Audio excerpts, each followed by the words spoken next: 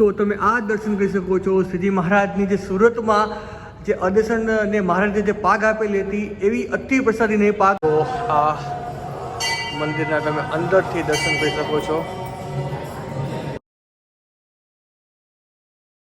શ્રીજી મહારાજના સર્વલાડીલા સંતો હરિભક્તોને હર્ષવ્યાસને એકવાર ફરીથી ભાવપૂર્વક ખેતપૂર્વક જય સ્વામિનારાયણ મહાદેવ.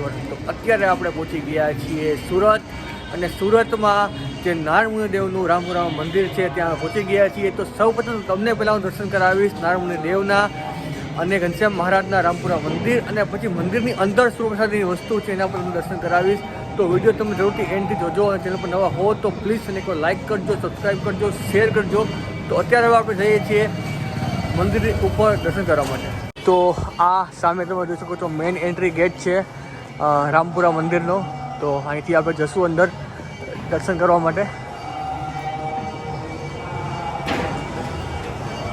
ને આ સામે નારણમુનિ દેવ સંત ભવન છે. તો જઈએ છીએ અહીંથી હવે આપણે આગળ દર્શન કરવા માટે.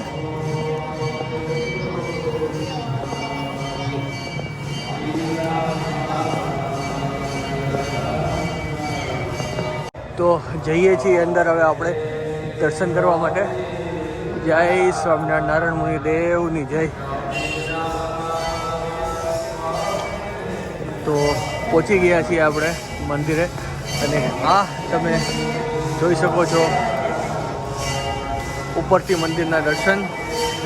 અને હવે જશું આપણે દર્શન કરવા માટે શ્રી નારાયણમુનિ દેવ. તો આ શ્રી સ્વામિનારાયણ ભગવાનની સુખસૈયા છે, એને આપણે દર્શન કરીએ છીએ આપણે. જય સ્વામિનારાયણ, જય સ્વામિનારાયણ. તો શ્રી કષ્ટભંજન દેવ દર્શન કરી શકો છો. શ્રીજી મહારાજની સુખસૈયાના દર્શન કરી શકો છો, અને સંતોના ઠાકોરજીના પણ તમે દર્શન કરી શકો છો.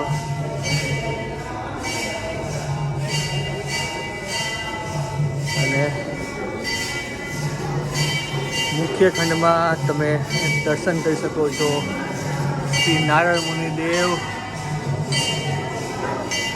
તો આ તમે દર્શન કરો નારાયણમુનિ દેવના. 5 મિનિટ મારું બધું ચાલુ રાખું છું, તમે દર્શન કરો નારાયણમુનિ દેવ.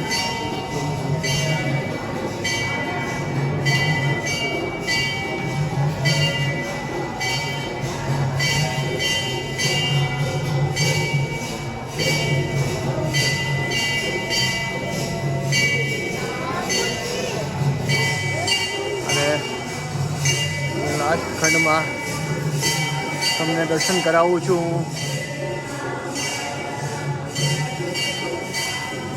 ધર્મદેવ, ભક્તિ માતા, હરે કૃષ્ણ મહારાજ. તો આ તમે દર્શન કરી શકો છો ધર્મદેવ, ભક્તિ માતા, હરે કૃષ્ણ મહારાજ.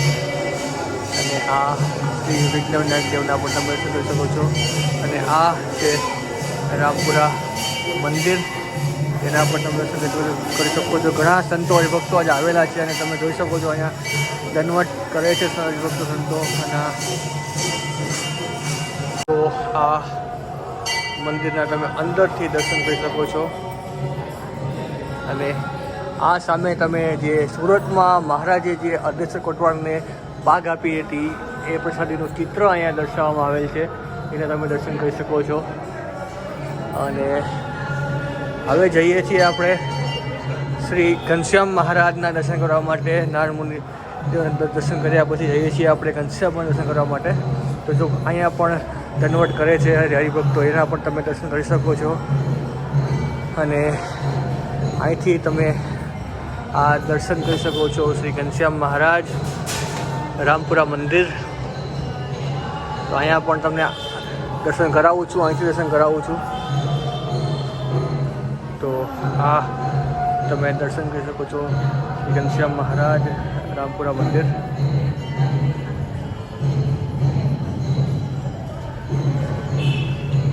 અહીંયા પર મારો 5 મિનિટ છે, મારો કેમેરો ચાલુ રાખું છું, તમે દર્શન કરી લો. શ્રી ઘનશ્યામ મહારાજ, હે મહારાજ, હે મહારાજ. અને અહીંયા મહારાજના ઘણા બધા જર્નામીન છે, એના પણ તમે દર્શન કરી શકો છો. પ્રસાદીની વસ્તુઓ પણ અહીંયા છે, કબાટના પણ તમે દર્શન કરી શકો છો.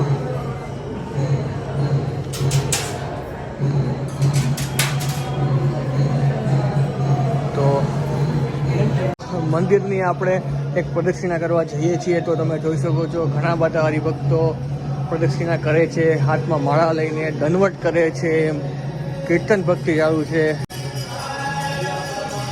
સામે ધૂન ચાલે છે, અખંડ ધૂન ચાલે છે.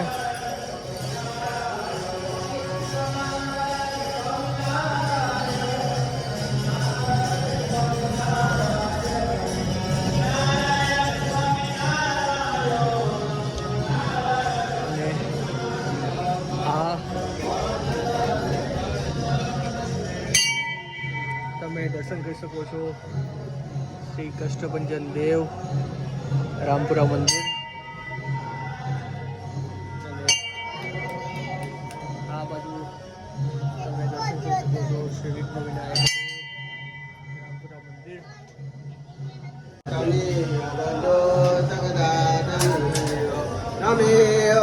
તો હવે જઈએ છીએ આપણે એક મંદિરમાં. અહીંયા એક પ્રસાદીની છત્રી છે, એના દર્શન કરવા માટે જઈએ છીએ. તો હવે સામે જે તમને એક્ઝેક્ટ મંદિર છે ને, મંદિર સામે જ સ્વામિનારાયણ સભા મંડપ છે, ત્યાં એક પ્રસાદીની છત્રી છે અને પ્રસાદીની ઘણી વસ્તુઓ પણ છે, એના પણ આપણે દર્શન કરવા માટે જશું. તો પહેલાં તમને જે પ્રસાદીની છત્રી છે એના તમને દર્શન કરાવું છું.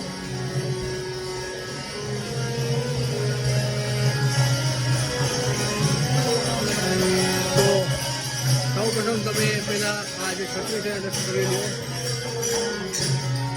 તો આ છત્રીને તમે દર્શન કરી શકો છો. પ્રસાદીની છત્રી છે.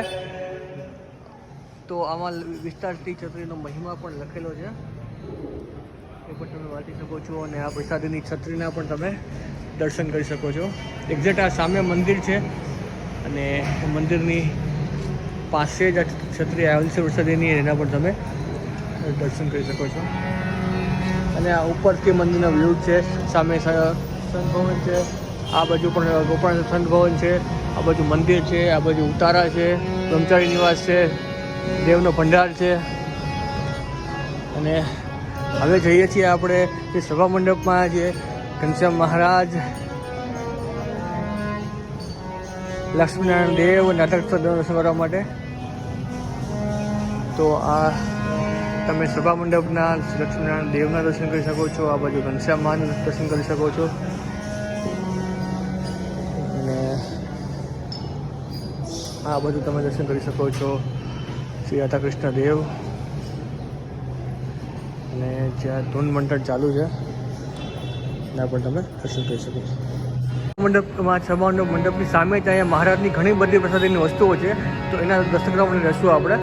તો આ સામે તમે જોઈ શકો છો કે શ્રીજી મહારાજ 1881માં સુરત પધાર્યા હતા, ત્યારે આ પાટ ઉપર બિરાજમાન થયા હતા. માટે આ પાટ પરમ પ્રસાદીની પાટ છે. તો એના પર તમે દર્શન કરી શકો છો કે મહારાજ જ્યારે પાટ ઉપર બેઠેલા હતા. અને અહીંયા પણ મહારાજની ઘણી બધી પ્રસાદીની વસ્તુ છે, એના પણ તમે દર્શન કરી શકો છો.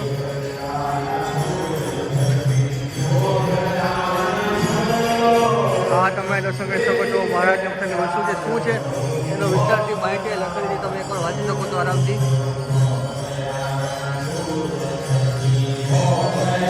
અને આ છે સુરતનો સભા મંડપ.